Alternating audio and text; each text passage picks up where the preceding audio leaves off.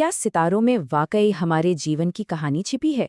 आज हम एक ऐसी ही प्राचीन ज्ञान प्रणाली की गहराई में उतरेंगे जो यही दावा करती है, वैदिक ज्योतिष, जिसे स्वर्ग का ज्ञान भी कहा जाता है। इस पूरी प्रणाली का जो सार है ना, वो इस एक विचार में छिपा है। ज्योतिष एक जीवित प्राणी का व्यक्तिपरक दीपक है, जो उसके वस्तुनिष्ठ पथ को रोशन करता है। जरा सोचिए, एक अंदरूनी रोशनी जो हमें बाहरी दुनिया के रास्तों को समझने में मदद करती है। तो ये सिर्फ भविष्य जानना नहीं, बल्कि खुद को जानने का एक जरिया है। और ये दीपक हमें दिखाता क्या है? ये हमें ब्रह्मांड की छिपी हुई भाषा पढ़ना सिखाता है। ये मानता है कि सितारों और ग्रहों की चाल कोई रैंडम घटनाएं नहीं हैं, बल्कि ये गहरे अर्थ वाले संदेश हैं। बस हमें उन्हें समझना सीखना है। तो ये व्यक्तिपरक दीपक असल में है क्या?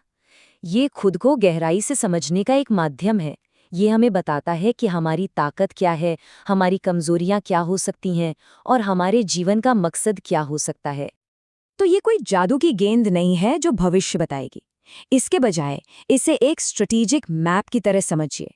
ये हमें सही समय पर सही कदम उठाने में मदद करता है। कब आगे बढ़ना है, कब थोड़ा रुकना है और जिंदगी की मुश्किलों से कैसे पार पाना है।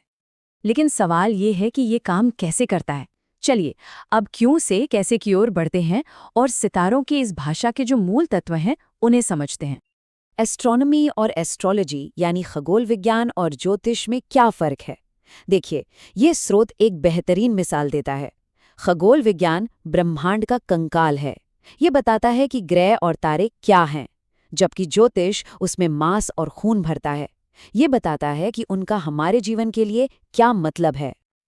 अच्छा, तो इस भाषा के शब्द क्या हैं? सबसे पहले आते हैं ग्रह। वैदिक सोच में ये सिर्फ पत्थर और गैस के गोले नहीं हैं।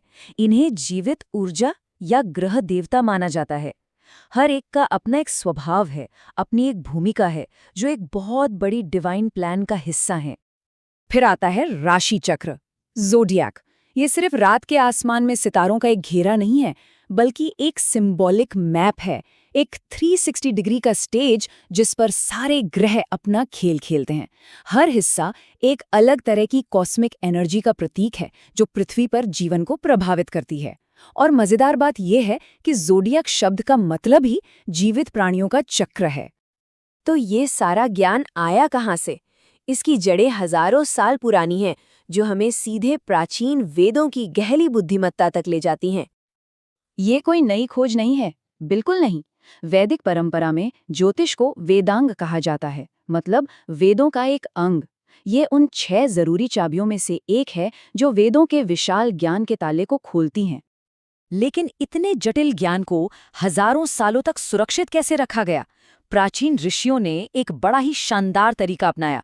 उन्होंने खगोलीय चक्रों के साइंस को दिलचस्प कहानियों यानी इतिहास में पिरो दिया, ताकि ये ज्ञान पीढ़ी दर पीढ़ी आसानी से याद रहे। चलिए, इसका एक खूबसूरत उदाहरण देखते हैं। चंद्रमा की यात्रा की कहानी। कहानी कुछ यूं है। प्रजापति दक्ष की 28 बेटियां थीं। अब ये कोई आम बेटियां नहीं थीं। ये असल में राशि चक्र के 28 हिस्से हैं, जिन्हें नक्षत्र कहा जाता है। और कहानी के मुताबिक दक्ष ने इन सभी 28 बेटियों का विवाह चंद्रमा से कर दिया। देखा आपने, ये सिर्फ एक कहानी नहीं है। इस तरह की कथाएं ब्रह्मांड के सूखे वैज्ञानिक नियमों को दिव्य और यादगार कहानियों में बदल देती हैं। ज्ञान को जीवित रखने का ये एक जीनियस तरीका था। तो इस कहानी का असली मतलब क्या है? ये कहानी असल में राशि चक्र में चंद्रमा की लगभग 28 दिन की यात्रा का प्रतीक है। हर रात चंद्रमा अपनी एक पत्नी यानी एक नक्षत्र के साथ होता है। और ये सिर्फ एक खगोलीय घटना नहीं है, ये वही चक्र है जो हमारी पृथ्वी पर जीवन की लय को कंट्रोल करता है, समुद्र के ज्वार भाटे से लेकर फसलों और प्रजनन क्षमता तक। अच्छा, इन पौराणिक कथाओं से अब हम समय के एक बहुत बहुत विशाल पैमाने की ओर बढ़ते हैं, जिसे हम महान ब्रह्मांडीय घड़ी कह सकते हैं।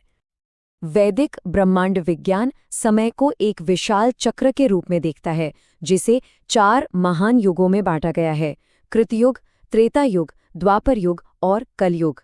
और हम यहाँ कुछ 100 या 1000 साल की बात नहीं कर रहे हैं। इनकी अवधि लाखों वर्षों में मापी जाती है। और हम अभी कलयुग में जी रहे हैं, जिसकी कुल अवधि है 4,32,000 साल। ये इतना बड़ा नंबर है कि कल्पना करना भी मुश्किल है। और ये चक्र यहीं खत्म नहीं होता। ये चारों युग मिलकर बनाते हैं एक महायुग। और ये महायुग भी ब्रह्मांड के बनने और मिटने के एक अंतहीन विशाल चक्र में सिर्फ एक कड़ी है।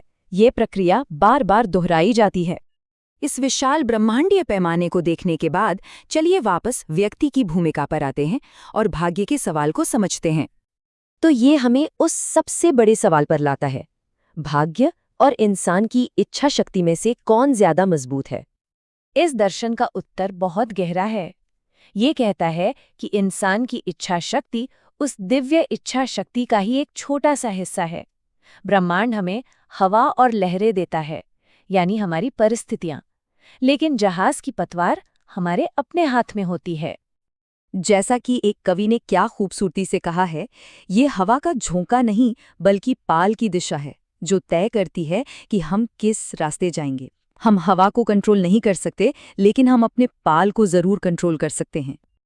आखिर में वैदिक ज्योतिष को एक तयशुदा भाग्य की किताब की तरह नहीं बल्कि एक नक्शे की तरह प्रस्तुत किया गया है। ये हमें रास्ते दिखाता है, संभावनाएं बताता है, लेकिन आखिरी चुनाव हमारा है। और ये हमें इस एक शक्तिशाली सवाल के साथ छोड़ देता है, अगर आसमान एक नक्शा देता है तो कोई कौन सी यात्रा चुनना चाहेगा।